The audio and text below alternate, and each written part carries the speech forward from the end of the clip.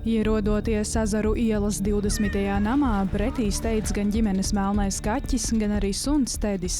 Lai gan šodien abi ir pozitīvi noskaņoti, saimniece Madara stāsta, ka gan šie, gan arī pārējie 3 mājvietā mītošie dzīvnieki joprojām izjūt pārdzīvojumu par piedzīvoto ugunsgrēku. Janvāra vidū uguns izpostīja lielu daļu zaļās privātmājas, atstājot cilvēkus ziemas vidū bez pajumtes. Vien laimīgas apstākļu sakritības dēļ nelaimē visi izdzīvoja. Es biju mājās vēl ar zīdaini, bet es tajā brīdī biju izgājusi. Un vispār pat gaišā dienas laikā nav nemaz doma, kad varētu notikt šāda nelaime.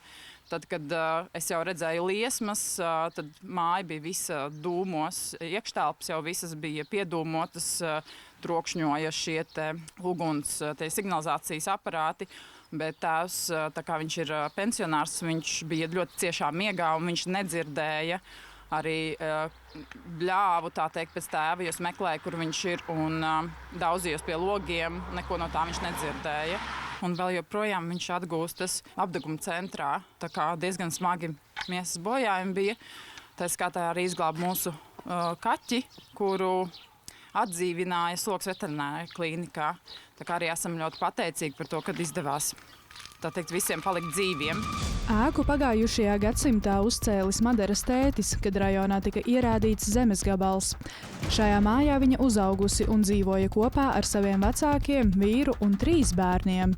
Taču tagad telpas ir tukšas. Derīgās mēbeles nogādātas pašvaldības noliktavā, savukārt pārējais ievietots atkritumu konteineros.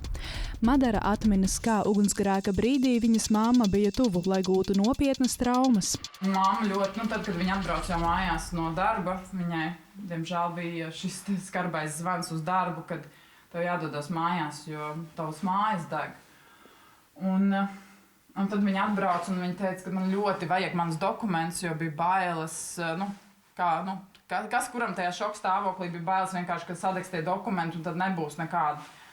Un viņa ļoti lūdzās ugunsdzēsējiem, vai var iet glābt to, jo tajā pusē, kas ir, otra pusē jau nedeg. Tā teikt, viņi visi ir dūmos, ugunsdzēsēji sākotnēji neļāva, pēc tam jau, kad viņi bija lokalizējuši to atklāto liesmu, tad viņi piekrita labi, uzmanīgi iesim.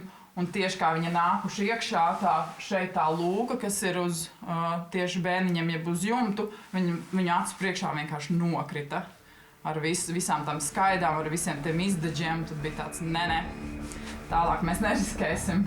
Mājā iepriekš tika veikti visi preventīvie darbi, lai izvairītos no ugunsnelaimes. Gan nomainīti elektrības vadi, gan iztīrīts skurstenis, kā arī uzstādīti dūmu detektori. Taču kamera fiksējusi, ka degšana sākusies priekšnamā, kur uzglabātas kurināmās granulas un nav nekādu liesmu izraisītāju. Mums nodega ļoti plaša garāža, viss pusi jumta vienkārši nodega, otru pusi tie dūmi, visi skāra mājas bērniņi.